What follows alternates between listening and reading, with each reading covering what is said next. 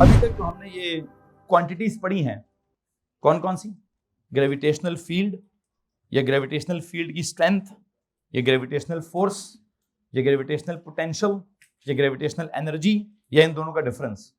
ये किधर पढ़ा है आपने? Around what?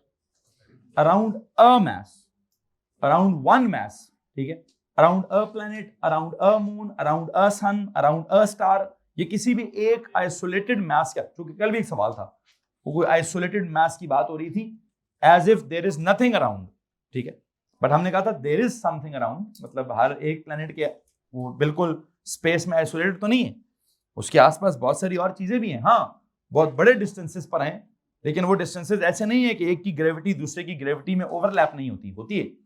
एक की ग्रेविटी दूसरे की ग्रेविटी के साथ ओवरलैप होती है जी।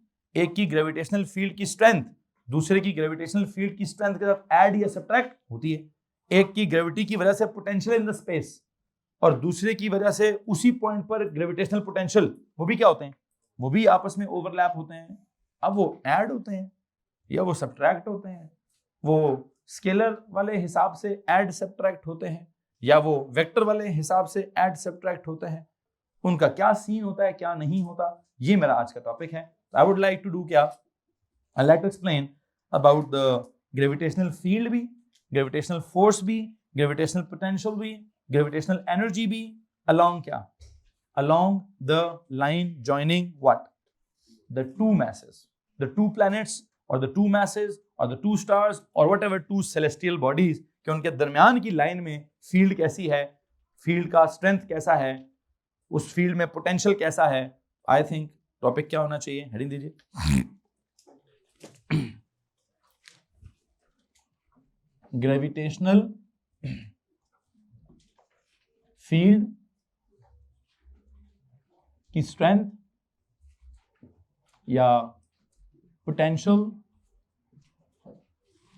ग्रेविटेशनल फील्ड की स्ट्रेंथ या gravitational potential along the line joining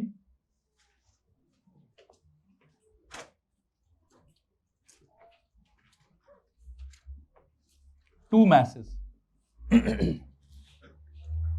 along the line joining two masses. These masses can be two planets,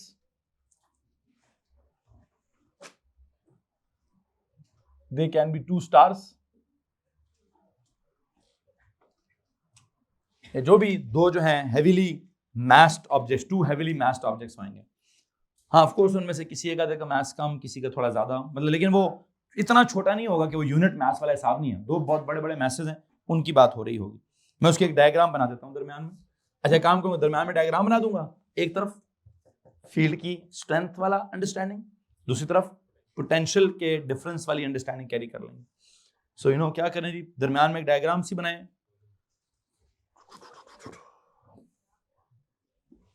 एक ऑब्जेक्ट,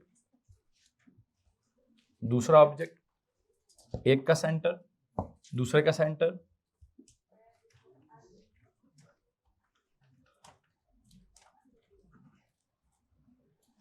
एंड नाउ व्हाट, एक के सेंटर से दूसरे के सेंटर तक मैंने एक लाइन लगा दी,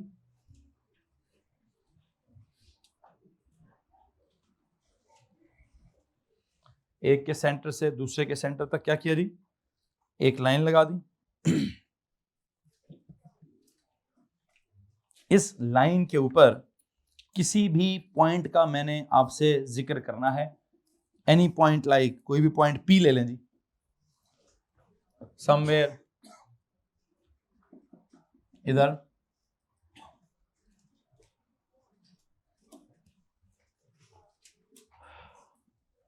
this is a planet of mass m,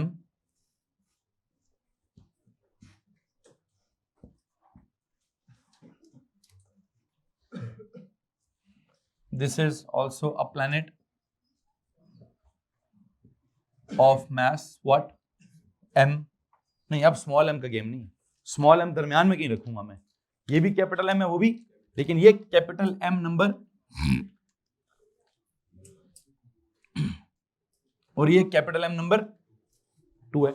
और अगर स्मॉल m है भी तो कहां है, स्मॉल m इधर है, इस पॉइंट पर आपने कहीं स्मॉल m रखा हुआ है, सपोज करो यहां कहीं मैंने स्मॉल m रखा हुआ है,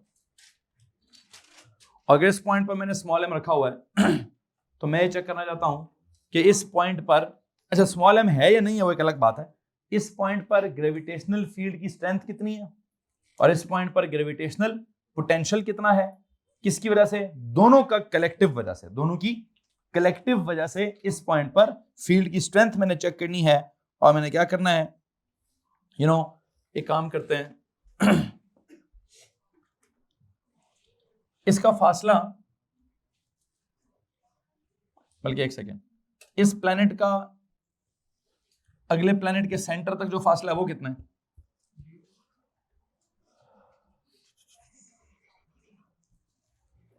इस फासले को मैं कहता हूं जी डी, बिल्कुल ठीक है जिसको डी कह दे। फिर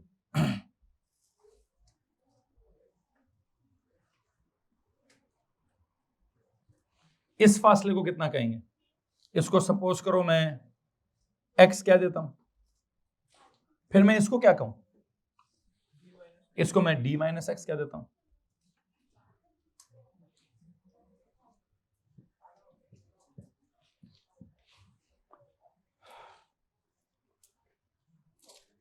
ठीक है जी।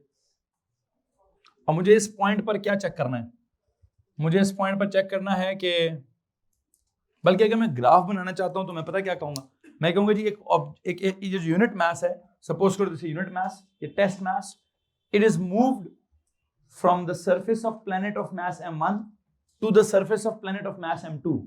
प्लीज बताएं उस रास्ते में उसकी ग्रेविटेशनल फील्ड स्ट्रेंथ कैसे वेरी करती है और उस रास्ते में उसका ग्रेविटेशनल पोटेंशियल कैसे वेरी करता है। आई थिंक ग्राफ ड्रॉ कर लेते हैं, क्या कर लेते हैं जी, इसकी अंडरस्टैंडिंग के लिए हम यहां पर एक ग्राफ सा ड्रॉ कर लेते हैं, ठीक है जी। और इस ग्राफ को ड्रॉ करने के लिए बल्कि सवाल लिखें, इस डायग्राम के नीचे सवाल लिखें जी, कॉलम्स तो बनेंगे, ऑफ कोर्स बनेंगे, सवाल के नीचे 2 कॉलम्स ही बन जाएंगे, लेकिन सवाल ऐसा जो ऐसे जनरल रहेगा। ठीक है जी, if a unit test mass, if a unit, सवाल है, if a unit test mass is moved from the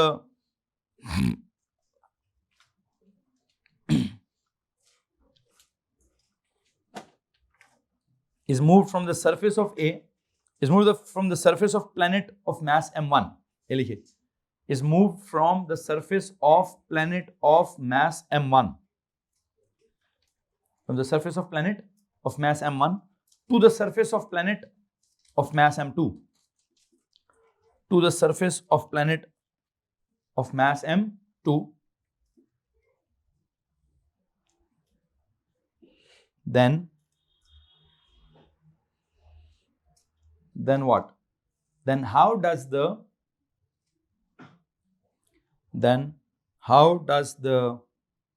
अब आ जाए 2 कॉलम्स की तरफ, हाउ डज द के बाद एक तरफ लिखे जी ग्रेविटेशनल,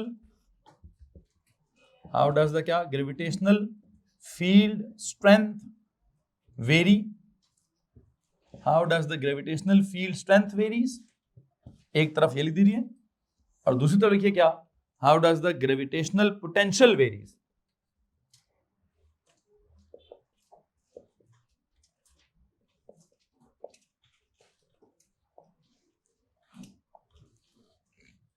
ये लो जी, क्या बात हो रही है जी, how does the gravitational field strength varies या how does the gravitational potential varies. Okay जी, मुझे आप एक बात बताएं, आप इस प्लेनेट से, प्लेनेट ऑफ मास m1 से किधर गए हैं जी, थोड़ा सा आगे की तरफ गए हैं, और जब आप थोड़ा सा आगे की तरफ गए हैं तो मतलब उससे फासला x हो गया है और दूसरे से कितना फासला रह गया है, मतलब x का मतलब पता क्या है, ये x ज्यादा हो सकता है, x वेरिएबल लिखा है ना मैंने, मतलब मैं इसको मूव कर रहा हूं along this path, x can be anything, तो उधर से फासला x हो गया, पीछे से फासला d माइनस एक्स हो गया। तो अब वहां पे क्या हो रहा है, ग्रेविटेशनल फील्ड स्ट्रेंथ कैसे वेरी कर रही है और ग्रेविटेशनल पोटेंशियल कैसे वेरी कर रहा है, इस बात को मैंने समझना है। और इस बात को समझने के लिए यू नो व्हाट, 2 बातें, ग्रेविटेशनल फील्ड स्ट्रेंथ के साथ मुझे सबसे पहले एक बात बताइए, ये स्केलर क्वांटिटी है कि वेक्टर क्वांटिटी है? हाँ जी, g इज क्या, g is a vector quantity. अच्छा, अगर G is a vector quantity है, since G is a vector quantity, so its vector addition should be carried out.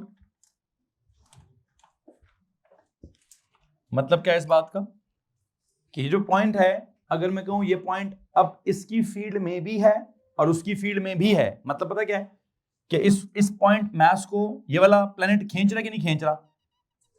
खींच रहा है ना जी। इसी पॉइंट को वो वाला प्लेनेट खींच रहा है कि नहीं खींच रहा? बिल्कुल खींच रहा है जी। अब अगर इस पॉइंट को ये प्लेनेट खींच रहा है तो प्लीज टेल मी, इसको मैं क्या कहूं? Gravitational field strength due to क्या? Due to planet of mass 1, ठीक है। अगर इस पॉइंट को यहां पे खड़ा वो भी खींच रहा है तो उसको क्या बोलूं? Gravitational field strength due to planet of mass, उसको G2 का नाम दे देता हूं। किसको मसला है? अच्छा, तो इसका मतलब ये हुआ कि at this point P, suppose करो ये पॉइंट क्या है, एट व्हाटएवर ये पॉइंट है, इस पॉइंट पर G नेट कितना होगा? मुझे G नेट कैसा? जीरो तो तब होगा जब एग्जैक्टली इक्वल होंगे। अब मैं तो नहीं कह रहा कि एग्जैक्टली इक्वल है, ठीक है। हाँ, अगर एग्जैक्टली इक्वल है तो ठीक है, जीरो होगा, ठीक है। लेकिन अगर किसी का कम हुआ किसी का ज्यादा हुआ, बस मुझे आपको ये बताना है कि मुझे G नेट कैसे निकालना है। पहले तो मैं लिखूंगा G net is equal to G1 plus G2, लेकिन G नेट क्या है? वेक्टर है, तो G1 भी क्या होगा? वेक्टर होगा। G2 भी क्या होगा? वेक्टर होगा। तो वेक्टर की एडिशन क्या होगी? वेक्टर्स के हिसाब से मुझे देखना पड़ेगा कि कौन पॉजिटिव है और कौन नेगेटिव है। मुझे एक बात बताएं, ये G1 वाला किधर है? G1 पॉजिटिव है नेगेटिव है? मतलब लेफ्ट की तरफ है कि राइट की तरफ है? G1 वाला जो है वो लेफ्ट की तरफ है और जो G2 है वो किधर है? राइट की तरफ है। तो मुझे एक बात तो बताएं, ये G1 वाले को क्या बोल दूं मैं? इसको नेगेटिव बोल दें, प्लस G2 को क्या बोल दूं मैं? पॉजिटिव बोल दें। और मुझे एक बात तो बताएं, ये एक नेगेटिव है दूसरा पॉजिटिव है, तो इनका रिजल्टेंट निकालने के लिए क्या करूं? सब्ट्रैक्ट करूंगा। प्लस माइनस प्लस क्या होगा? माइनस होगा। I think minus means subtract the 2 G's। क्या करेंगे? सुन लीजिए ना, G1 is to the left, G2 is to the right. Left के साथ लिखिए, left means negative, right means positive. बस वो लिखने के बाद क्या किया मैंने? एक नेगेटिव एक पॉजिटिव है, तो G नेट निकालने के लिए क्या करें? G नेट निकालने के लिए सब्ट्रैक्ट द 2 G's। क्या करें? Subtract the 2 G's। एलो, यहां तक अगर किसी को मसला है तो हाथ खड़ा कर दे जी। मैंने क्या कहा? अगर मुझे उस पॉइंट पर, जिस पॉइंट पर वो स्मॉल m पड़ा है, वहां पर क्या हो रहा है? वहां पर अगर मुझे G नेट चाहिए तो मुझे क्या करना पड़ेगा? G1 वेक्टर है उस तरफ, G2 वेक्टर है इस तरफ। तो वेक्टर्स के हिसाब से मैंने कहा जी, since G is a vector quantity, so इस vector addition should be carried out, that is this plus this. तो लिख तो मैं प्लस रहा हूं, रिजल्टेंट निकालने के लिए तो मैं प्लस लाऊंगा, लेकिन अल्टीमेटली करूंगा क्या? क्यों? एक वेक्टर लेफ्ट है, एक वेक्टर नेगेटिव है, एक वेक्टर पॉजिटिव है, तो अल्टीमेटली उनका रिजल्टेंट निकालने के लिए क्या करें? मैंने कहा जी G net equals to subtract the 2 G's। किसी को मसला है इस बात से? अच्छा, तभी मुझे वो ग्राफ डेवलप होगा ना कि मुझे सब्ट्रैक्ट वाले फॉर्मूले पे जाना है। खैर, इधर आता हूं, ये पोटेंशियल के बारे में क्या ख्याल है भाई? ये वेक्टर है? नहीं, ये क्या है? ये तो एनर्जी थी ना, ये तो कोई वर्क डन था ना। इसमें अगर माइनस था भी तो कौन सा माइनस होता है? इसका अगर माइनस हो भी तो माइनस वेक्टर वाला नहीं होता, वो पता नहीं फ्रॉम इन्फिनिटी टू इनसाइड होता है, या मतलब उल्टा वाला होता है वो। Since what? Since phi is a scalar quantity, so what? So it's क्या? Its scalar addition should be carried out. कैसे जी? अगर मुझे इसी पॉइंट पर दो चीजें चाहिए थी ना, एक तो आपको G नेट चाहिए था, वो G1 प्लस G2 के हिसाब से हो जाएगा। इसी पॉइंट पर क्या चाहिए मुझे? वेक्टर्स के हिसाब से तो G वेक्टर्स हो गए, लेकिन इस पॉइंट पर potential due to what, due to 1, और इसी पॉइंट पर पोटेंशियल ड्यू टू 2 है, लेकिन क्या वो फॉरवर्ड बैकवर्ड है, क्या वो वेक्टर वाला प्लस माइनस है? तो याद रखिएगा ये मैंने ब्लू जो एरोस बनाए हैं, these are for Gs, these are vectors for Gs. लेकिन जो मैंने ग्रीन कलर का इस पॉइंट पर phi 1 लिखा है ड्यू टू दिस, इस पॉइंट पर phi 2 लिखा है ड्यू टू दैट, उसके साथ मैंने कोई वेक्टर ड्रॉ नहीं किया, बस वो phi 1 है और एक phi 2 है। तो मैं क्या कह रहा हूं, दैट इज क्या होना चाहिए, इनका स्केलर एडिशन होना चाहिए। और स्केलर एडिशन कैसे होता है जरा सुनिएगा please. phi net is equal to क्या, phi 1 प्लस phi 2, और ये phi 1 प्लस phi 2 में एक मसला है, ये वेक्टर्स नहीं है लेकिन फिर भी नेगेटिव थे, ये वेक्टर्स हैं नहीं लेकिन फिर भी इनका एक मसला था, क्या था कि यार वो ये होता क्या है, ये भी नेगेटिव है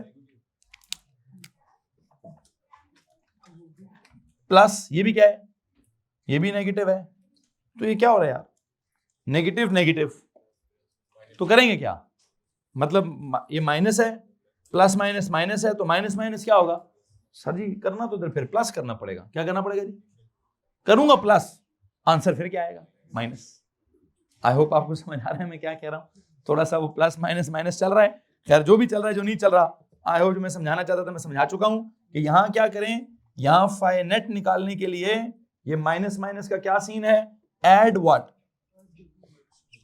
add the two phi's, add the two phi's, और जब वो ऐड कर लेंगे तो उनके पीछे क्या करें, माइनस लगाएं, क्योंकि जब भी वो -2 -3 होता है तो जवाब क्या आता है -5, तो माइनस तो आता है पीछे लेकिन वैल्यूज क्या हो रही होती हैं, मैग्नीट्यूड्स क्या हो रहे होते हैं, ऐड हो रहे होते हैं। इस बात में किसी को मसला है भाई, ठीक है।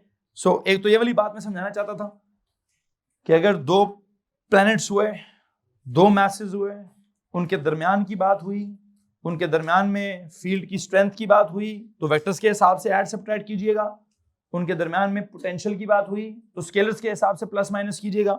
खैर बहरहाल मैं क्या करना चाहता हूं, आई थिंक मैं इनका ग्राफ ड्रॉ करना चाहता था, तो ग्राफ ड्रॉ करने के लिए क्या करेंगे क्या नहीं, पहले वाले कॉलम में किसका ग्राफ बनाना है, जी वर्सेस डी, दूसरे वाले कॉलम में किसका ग्राफ बनाना है, फाई वर्सेस डी, सुनो जी, और मैं जी नेट बनाऊंगा, अभी क्या बनाऊंगा, नहीं वेरिएबल तो है लेकिन डिस्टेंस तो टोटल डी है ना, चले चेंज एक्स हो रहा है, कहते हैं सर जी इसको जी वर्सेस क्या कर दें, एक्स कर दें, ठीक है जी एक्स कर दें, ठीक सही कह रहे हैं कि डी तो फिक्स्ड है, x is the variable, x का ग्राफ बनाएंगे जी, एक्स का ग्राफ बनाएंगे, बिल्कुल सही कह रहे हैं, जी वर्सेस एक्स का ग्राफ। जी वर्सेस एक्स के ग्राफ में जरा सुने गौर से, अभी there is this x, there is this g, x is in meters, g is in Newton per kg, यहां पर x is in meters, there is this phi is in joules per kg। मुझे एक बात बताएं जी, क्या होगा क्या नहीं होगा, जरा क्वेश्चन पेपर दिखाएं,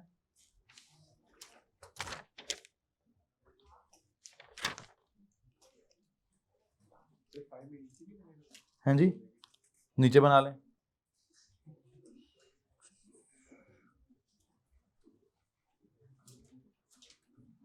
पोटेंशियल का नीचे है, ये भी पोटेंशियल का है, ये वाला भी,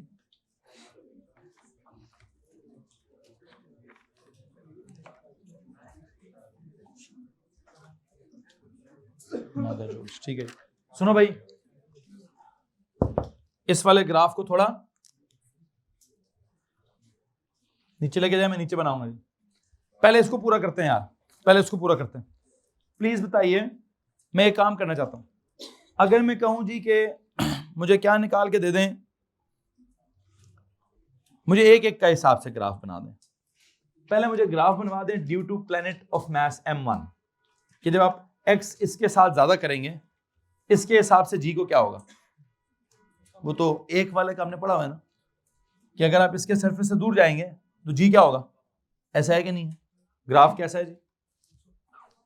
इसमें ना पहला ग्राफ में कौन सा बनाऊंगा जी, सुनिएगा गौर से। ये पता मैंने किसका ग्राफ बना दिया, g ड्यू टू m1, कि जब आप x ज्यादा होगा तो m1 की वजह से g कम होता जाएगा। किसी को प्रॉब्लम है इस बात से? एनीवन? देख लें भाई, no, okay. So I would like कि मैं इसके ऊपर लिख भी दूं कि this is g due to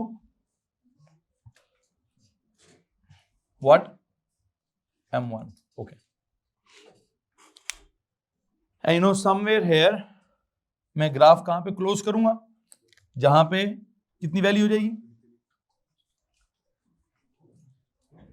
एक second, no no not infinity, not infinity. मैं ग्राफ स्टार्ट कर रहा हूं from the surface of planet of mass m1 से ग्राफ स्टार्ट होगा और ग्राफ खत्म किधर होगा, till the surface of planet of mass m2। Hello जी, मैं इन्फिनिटी तक नहीं जा रहा, मैं एक के सरफेस से, चूंकि सवाल क्या लिखा हुआ था, एक्सप्लेन क्या सवाल लिखा जी ऊपर आपने, if a unit mass is moved from the surface of the planet of mass m1 to the surface of the planet, okay, एक के सरफेस से दूसरे के सरफेस तक जाना है। तो ये जो ग्राफ है surface of planet of mass m1 के ऊपर कोई भी वैल्यू होगी, उससे आगे जाएंगे तो वैल्यू क्या होती जाएगी, कम होती जाएगी। क्या इसमें किसी को प्रॉब्लम है? ओके। अब मुझे एक बात बताएं, मुझे ग्राफ ड्रॉ करवाएं surface of planet of mass m2 का। किसका जी? इसके सरफेस पर क्या सीन होगा, इसके सरफेस पर जी की वैल्यू मैक्सिमम होगी, ठीक है। तो अब मैं कहता हूं इसके सरफेस पर वैल्यू होगी इतनी, कितनी होगी, अच्छा बिल्कुल एग्जैक्ट इस जितनी होगी, वो तो डिपेंड करता है उसके किस पर, आपको मैथ्स क्या फील हो रहा है, बड़ा तो उसके सरफेस पर जी की वैल्यू थोड़ा ऊपर चला जाए, वहां से क्या लाऊंगा ग्राफ ऐसे, मतलब अब मैं उससे दूर जा रहा हूं ना, तो अगर मैं उससे दूर जा रहा हूं तो आई थिंक, हेलो जी भाई, वैसे मैथ्स को तो हम पहले रोकें तो हमें क्या जी को थोड़ा यानी कि पीछे नहीं रोकना चाहिए, जी ड्यू टू m1, क्योंकि मैथ्स तो हमारे उस साइड पे आ रहा है, हम लोग पूरा m2 तक बना रहे हैं। मुझे नहीं समझ आ रही, नहीं देखना, एक के सरफेस से दूसरे के सरफेस तक जा रहे हैं, तो वो पॉइंट एक्स एक्सिस पे एक के सरफेस से दूसरे के सरफेस तक ग्राफ बनाया मैंने, ठीक है जी। लेकिन हाँ एक फर्क मैंने डाला है, क्या फर्क डाला है जी, इसके सरफेस पे जी मैंने थोड़ा कम रखा है, उसके सरफेस पे जी मैंने थोड़ा, मुझे ऐसा लगता है एक का मास कम है एक का मास ज्यादा है, तो वो क्या होता था, gravitational field strength depends on the mass of the planet, planet का मास ज्यादा होगा तो उसके सरफेस पे जी की वैल्यू, अच्छा, तो उससे दूर जाऊंगा तो कम होगा, इससे दूर जाऊंगा तो फिर कम होगा, ठीक है जी, ओके। अब मेरा आपसे एक सवाल है कि मुझे करना क्या है, क्या करना है जनाब साहब, मुझे इसका नेट रिजल्ट चाहिए ना। ये तो आ गया जी ड्यू टू m1 और ये क्या है, this is G due to m2। मुझे आपने बताना है जी नेट किधर है, जी नेट कैसा है जी, इन दोनों को ऐड करो, इन दोनों के मैग्नीट्यूड्स को ऐड करो, नहीं, क्या करना था, एक था लेफ्ट की तरफ एक था राइट की तरफ, तो उनके मैग्नीट्यूड्स क्या करने थे, सब्ट्रैक्ट करने थे।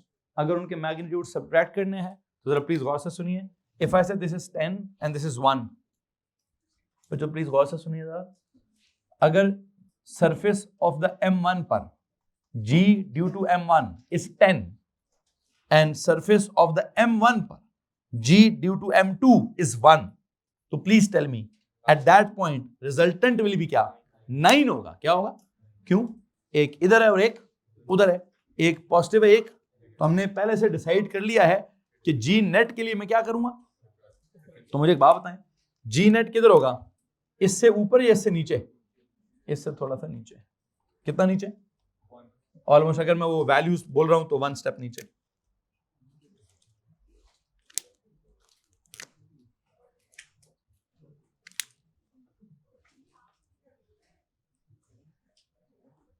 ओके जी, आगे चलें जनाब साहब।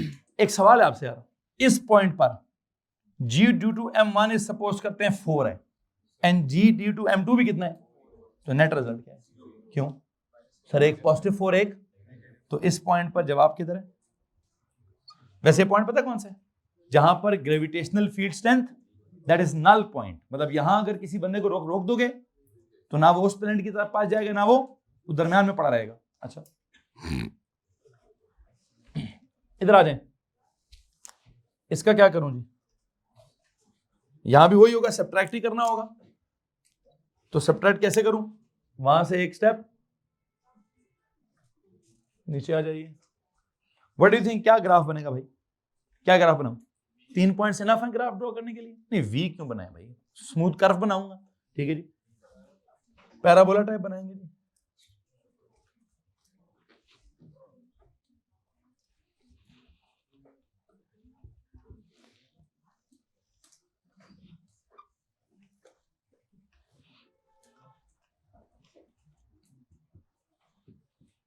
आपके पास जो वर्कशीट है, प्लीज उस वर्कशीट को देखें जरा।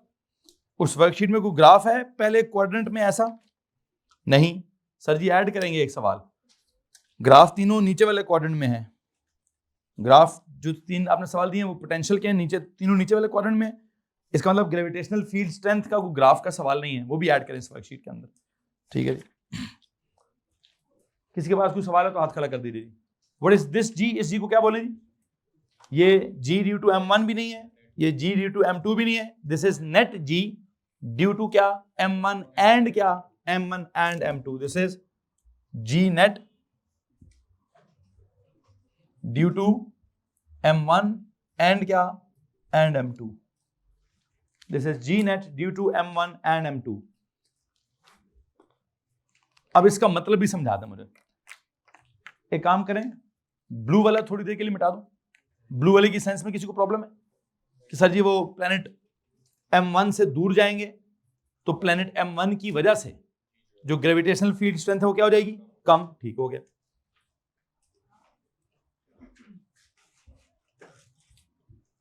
ग्रीन वाले में किसी को प्रॉब्लम है जी कि सर प्लेनेट m2 के करीब जाएंगे, मतलब हम उधर जा रहे हैं ना, हम प्लेनेट m2 के करीब जा रहे हैं, सर उसकी वजह से जी की वैल्यू क्या हो जाएगी? ज्यादा हो जाएगी। अब क्या होगा? लेकिन सर जब हमने ओवरऑल बात करनी है, इस स्पेस के अंदर इस पॉइंट से इस पॉइंट तक जाएंगे, दोनों का नेट रिजल्ट ऐसा होगा कि पहले किसका इन्फ्लुएंस ज्यादा रहेगा? खैर जिसका भी रहेगा, दरमियान में एक पॉइंट, मतलब पहले जब आप आगे जाएंगे तो नेट जी की वैल्यू कम होते होते कितनी हो जाएगी? 0। ये वो पॉइंट होगा जिस पॉइंट पर अगर आपने उस ऑब्जेक्ट को रखा है तो क्या होगा? वो उधर ही रहेगा, ना ये खींचेगा ना, बल्कि खींचेगा दोनों। जितना ये खींचेगा उतना ही वो खींचेगा, और उसके ऊपर फोर्स कैंसिल आउट हो जाएगी। और अगर उसके आगे चला जाएगा तो क्या होगा? तो उसका इन्फ्लुएंस ज्यादा हो जाएगा, वो उसकी तरफ चला जाएगा। और वंस अगेन पहले जी कम फिर जी ज्यादा। खैर जो मैं समझाना चाहता था मैं समझा चुका हूं। Your questions please. Anyone? No? अगले वाले ग्राफ पे जाएं जी। अगले वाले ग्राफ में मुसीबत क्या है? वो हम पहले क्वाड्रेंट में बनाते ही नहीं है। वो किधर बनाते हैं? वो तो चौथे में बनाते होते। क्यों सर? वो माइनस होता है, minus G M over something. अच्छा, तो यहां पे भी काम तो वही करूंगा मैं। क्या जनाब? ये पॉइंट है कौन सा? Surface of m1। यहां क्या है जी? This is the surface of m2। पहले ग्राफ बनवा लें किसका? m1 की वजह से क्या सीन है जी? कैसा ग्राफ होता? मतलब चौथे क्वाड्रेंट में वो इनवर्स, नेगेटिव इनवर्स प्रोपोर्शन वाला, you remember negative inverse proportion वाला ग्राफ? आई थिंक कैसे जी? हेलो जी, ऐसे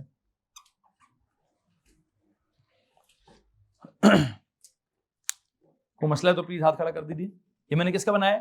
potential due to, this is that potential वाला ग्राफ ड्यू टू क्या? m1। आगे चलते हैं जनाब साहब। अगली क्या कहानी है? अब मुझे ड्यू टू m2 बनाना है, तो m2 के सरफेस पर पोटेंशियल क्या होगा? नेगेटिव होगा कि पॉजिटिव होगा? और उसका अपना तो नेगेटिव ही होता है। किधर? इस जितना या थोड़ा ज्यादा? थोड़ा ज्यादा होगा, क्योंकि हमने उसका थोड़ा ज्यादा वो भी रखा था। क्या ज्यादा रखा था? तो जी भी हमने उसके सरफेस पर। ठीक, लेकिन जो भी है करूं क्या? ले लेता हूं।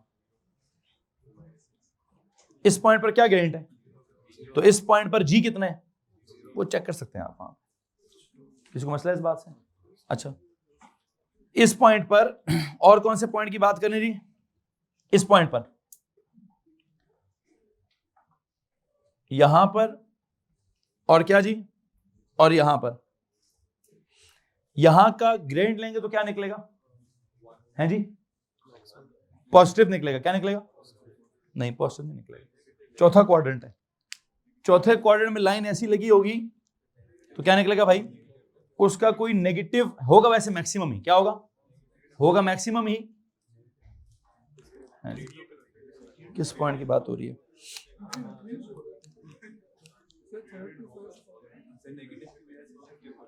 है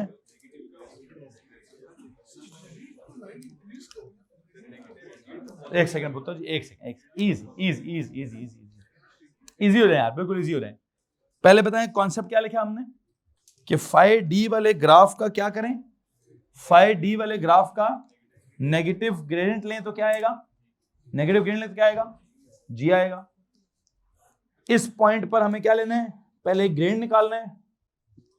आई थिंक अगर लाइन यूं हो तो ग्रेडियंट कैसे निकलता है? पॉजिटिव निकलता है। तो उसके पीछे माइनस लगाएंगे तो क्या हो जाएगा? जी की वैल्यू नेगेटिव हो जाएगी। तो जी की वैल्यू तो यहां क्या है?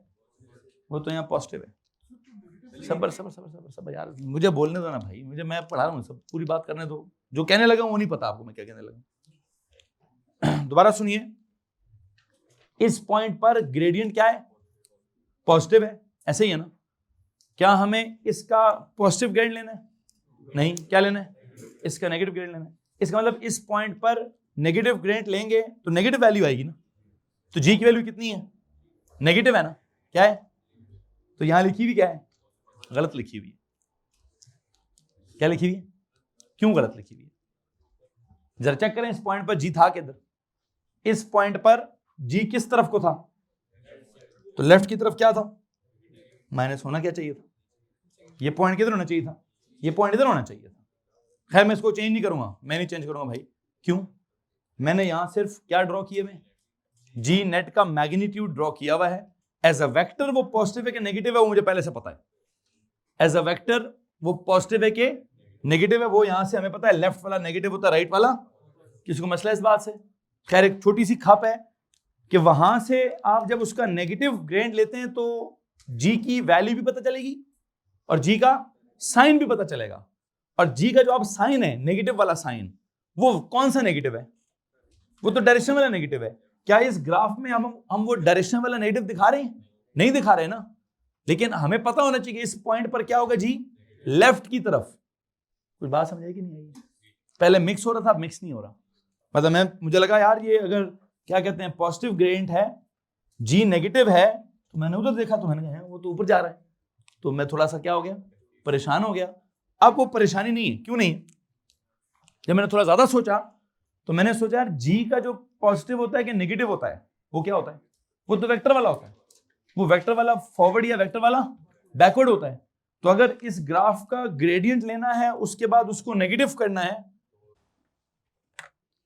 बस अब एक सवाल रह गया, इसका नेट फाई कैसे निकालना है तो ये भी नेगेटिव है, ये भी नेगेटिव, नेगेटिव प्लस नेगेटिव। क्या करना है?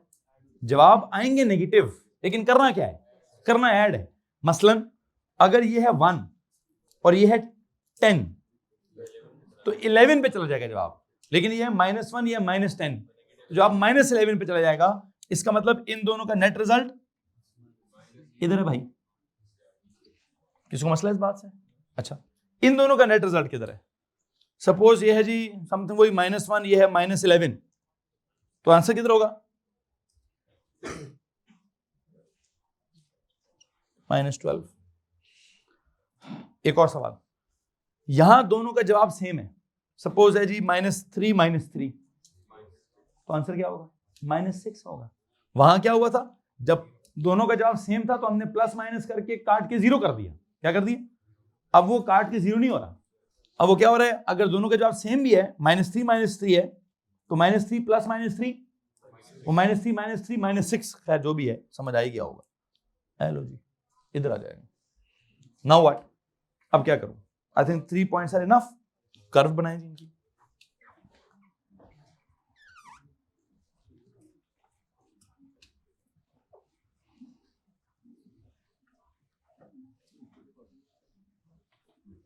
हेलो जी। सो आई बिलीव जो क्वेश्चन नंबर 10 का ग्राफ बना हुआ है वर्कशीट में, जो क्वेश्चन नंबर 10 का ग्राफ बना हुआ है वो आपको नजर आ रहा है? क्वेश्चन वर्कशीट है ना आपके पास? किस किस को वर्कशीट नहीं मिली? सर जी अभी भी बचे वही हैं, प्लीज वर्कशीट ला के दें जल्दी से। कितने हैं? दोबारा हाथ खड़ा करें जी। 1 2 3 4 5 6 7 8 9। सर जी 10 एक प्रिंट ला के दीजिएगा प्लीज जल्दी से।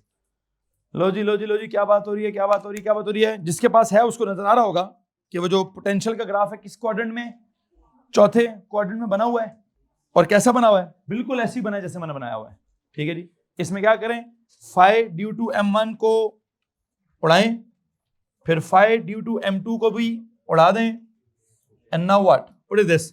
This is that phi net due to क्या? m1 एंड क्या? And m2।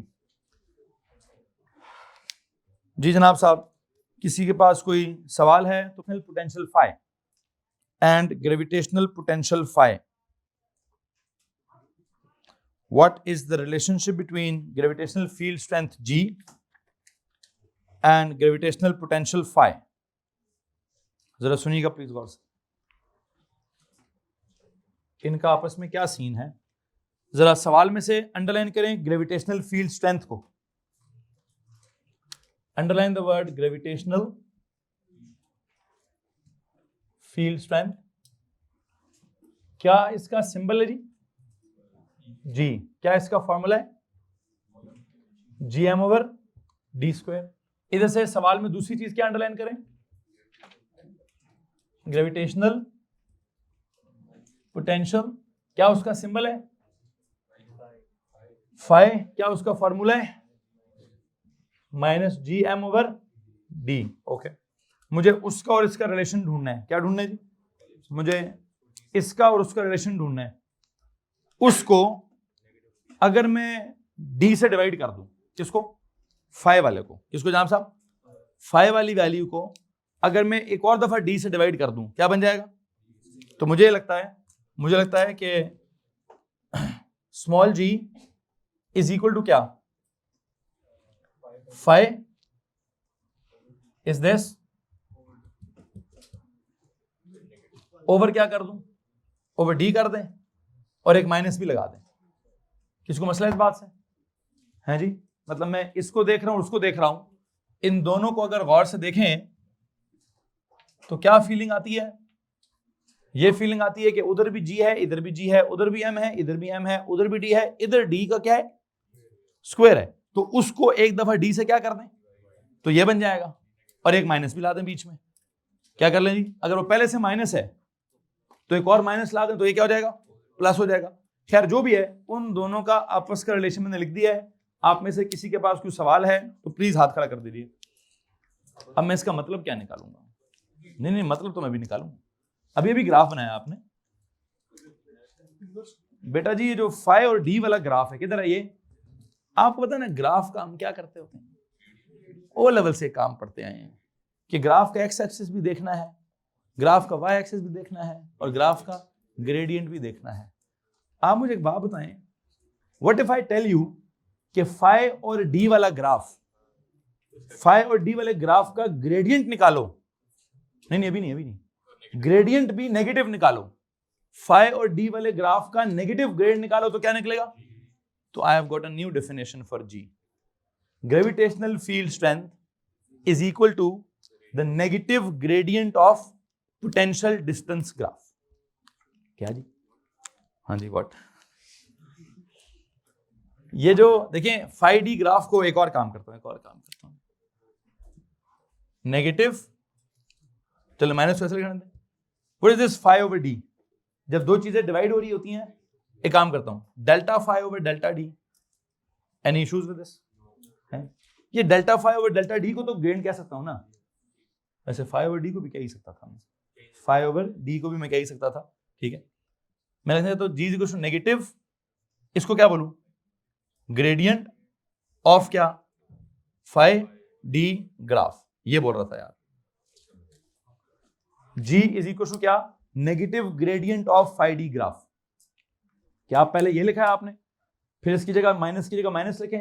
Five by D को अगर मैं वो ग्राफ की टर्मिनोलॉजी में बोलूंगा तो delta five over delta D बोल लेता हूं। मतलब किसी भी दो पॉइंट्स का जिक्र होगा तो उनमें फाइव कितना चेंज हुआ, डी कितना, we call it in graph that delta five delta y over delta x. याद आ रहा है, y two minus y one over x two minus x one क्या होता है वो, change in y over change होता क्या है, ग्रेडियंट होता है, स्लोप के बराबर।